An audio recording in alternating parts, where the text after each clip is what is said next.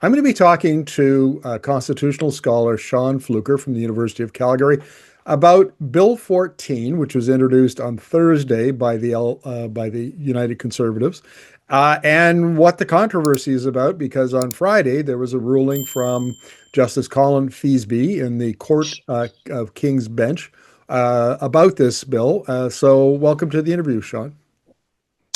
Yeah, thanks for having me, Markham. Now, Shaun, I got to say, I mean, this is confusing. There's so much going on in Alberta right now, and I see it in my viewership. And frankly, I find myself a little bit confused by what 14 is about. Maybe could you give us a little background to the issue and what the judge ruled on yesterday? Yeah. Well, first of all, let me just say, I mean, I haven't had a chance to read everything thoroughly myself. I mean, we're talking, Justice Feasby's decision is 250 plus paragraphs.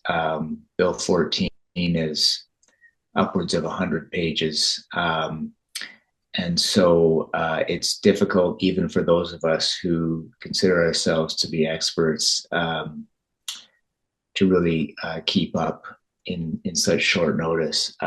So, anyways, I just put that out there to say, look, we're none of us are super people here, and it takes time to fully digest some of this stuff. I mean, the bottom line is, um, Justice Feasby was asked to rule on a particular question that had been directed to him by the chief electoral officer pursuant to the Citizens Initiative Act, and of course, it relates to these competing citizen initiatives in relation to the question of Alberta separation. And so the Citizens Initiative Act, as it currently still is today,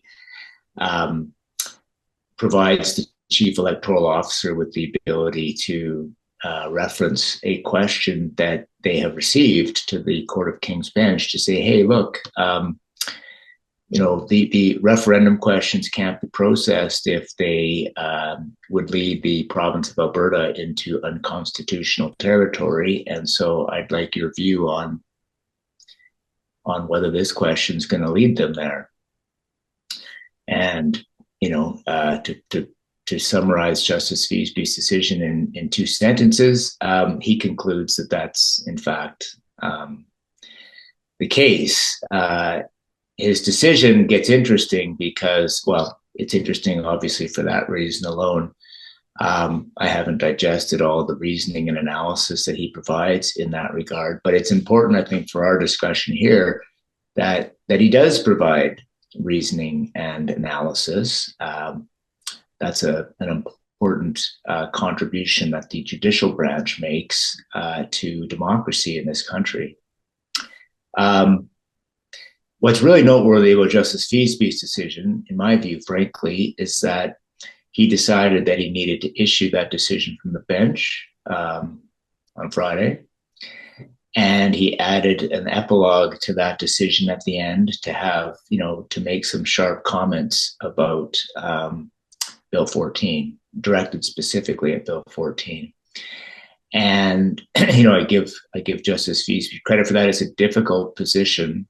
First of all, an elected government should never, in a functional democracy, put judges into a uncomfortable position where they have to speak out against the elected branch. That's just a place that democratic governments should never go.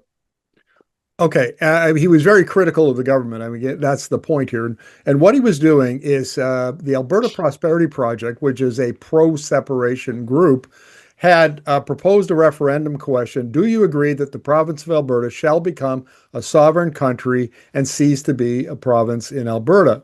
And so the question then was that constitutional or not? And so he needed to rule on that. Then on Thursday, the Alberta government came in with Bill 14, which attempted to take all the power away from the courts to review those, as I understand this. And the point here is that the Bill 14 would let the instead of the court reviewing the constitutionality, it would be up to the provincial justice minister to do that. In this case, Mickey Amory. And have I got that right?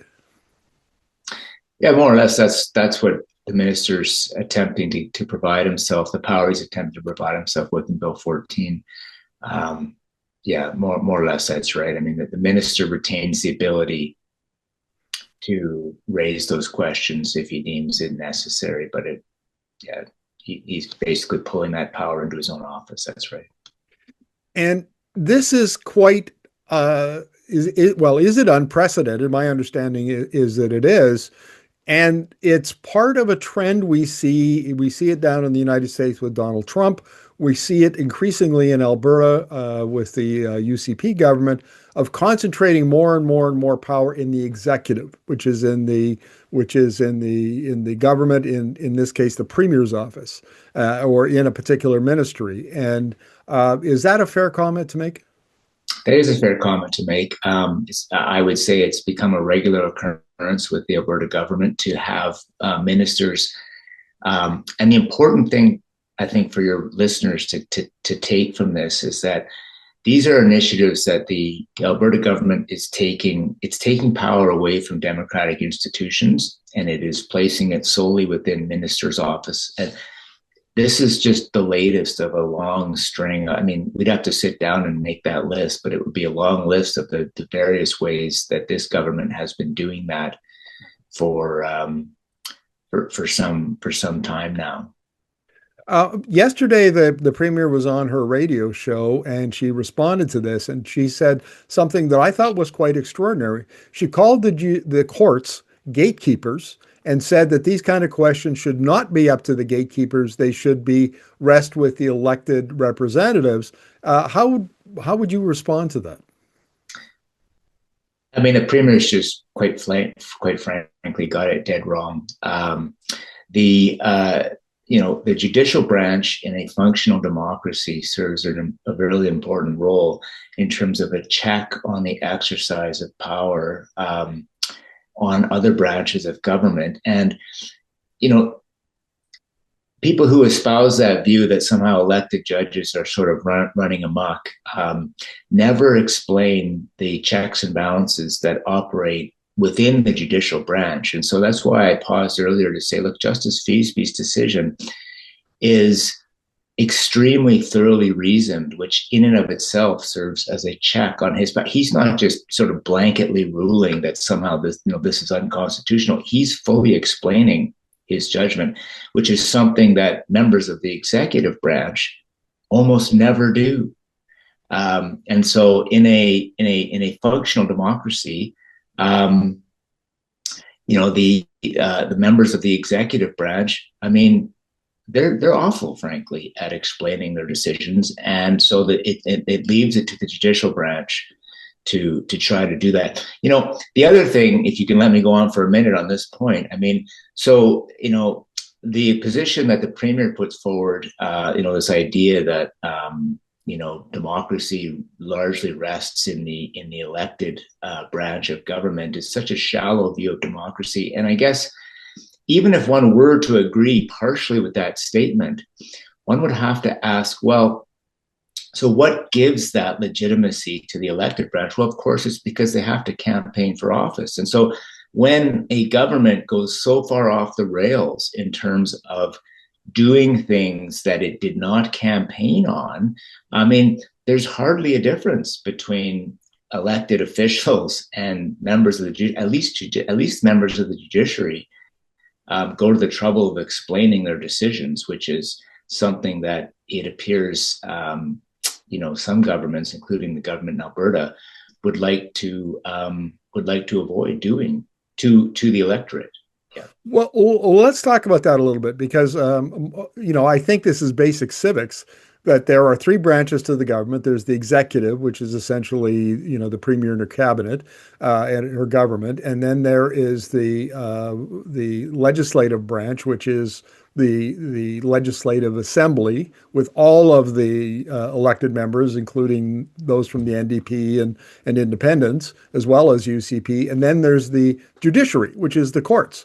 And all of them have a role to play, and they form checks and balances on the ability of the executive to operate unilaterally. There are rules and there are ways to keep the executive in check. And my understanding here, and we see this so plainly down in the United States, where Donald Trump is ignoring court orders. He's reducing the power of the judiciary and of Congress, and bringing those powers into his executive office to be exercised any way he pleases with executive orders. And the process here that the UCP government is increasingly looking like what Trump is doing in the United States. Is that a fair observation? Well, I mean, I think it's worse here. And the reason why I suggest that is because, Canada's Westminster style of government actually doesn't have as many checks and balances within the legislative and executive branches that the Americans have. So, and particularly at the provincial level, where there's only one house, one house in the assembly, right? I mean, at least federally, we have the House of Commons and the Senate, and but provincially, there's just the one elected house. And the Westminster style of government is set up so that the executive branch essentially controls the elected assembly in a majority government. This is why in Canada, it has always been, the judicial branch has always played an important role in democratic governance, even more so, I would say, than in countries like the United States, where they have a very different separation of powers between those two levels of government. So, when a government in Canada, like the Smith government has, even looking past just in this last month or so, enacted the notwithstanding clause in back-to-back succession, it is very troubling. Shaun, another aspect of Westminster democracy, as I understand it, is the importance of norms and traditions. These form an important part of the government of the Constitution of the country. And when governments, and it doesn't happen very often, in my memory, most governments that I can recall observed norms and traditions and rules, even if they were unwritten. But when you get a government like Danielle Smith and the UCP, if they choose to run roughshod over those norms and traditions, there really isn't much anyone can do except, the public, the voters, the citizens can apply pressure to the government to stop doing it. But legally and constitutionally, there isn't much that can be done. Am I correct? Yeah, I mean, that's the thing with conventions, right? They're only as strong as they are followed. And as soon as they're not followed, a new convention is born. And so that's what we're seeing happen here. I mean, I'm not the first person to make that observation. I mean, Andrew Coyne wrote a book on the crisis in democracy this year, and that's one of his primary messages. He's focusing on the federal government. So it's not just happening in Alberta, but it's happening in rapid fire in Alberta. And yeah, the conventions are only as strong as the willingness of those who are subject to them to follow them. And that's what we saw with the enactment of the Back to School Act in Bill 2, with the UCP pushed that act through in less than 8 hours. That was in direct contravention of years of convention and legislative process. And in that case, and I think the principle is relevant here. And what that does is the applying the notwithstanding clause or invoking it, then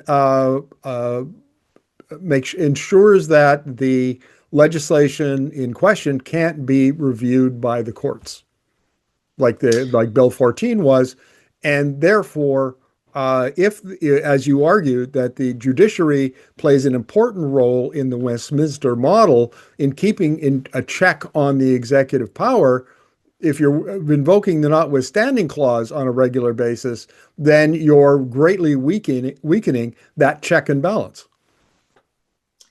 Yeah, I mean, it's only been a couple of days, but I mean, Bill 14 almost is like a notwithstanding clause in a way, right? Because the government is responding, basically trying to, just as Feasby put it himself, look, you're trying to silence the court. I mean, that's what a notwithstanding clause motion is as well. So in some respects, I mean, the Smith government appears to be addicted to the notwithstanding clause.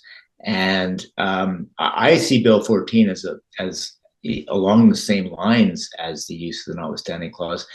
And she's just setting up a huge confrontation between the Alberta government and the judicial branch. I mean, as many of your listeners will know, and you've probably spoken about, I mean, the Alberta Teachers Association is challenging the Back to School Act anyways, and that's going to be argued in March. And that's where this is going, frankly. The final question, Shaun. If this continues, we may not be in a crisis of the Alberta democracy may not be in a crisis today, but it sure looks to a lot of observers like it's headed down that road. And would you agree that if this behavior by the Smith government continues, that it will become a crisis? Oh, no, we're in a crisis of democracy now. I mean, if you think about, I know you've had others on your show recently talking about the recall petitions. I mean, think about that just in a grand scheme of things. What are we at now? A quarter, a third of elected MLAs are subject to recall petitions. That is a crisis in democracy. It's a demonstration of fundamental non-confidence in the elected government. We're well into a crisis in Alberta. Shaun, with those words, thank you very much for this. Thanks for having me.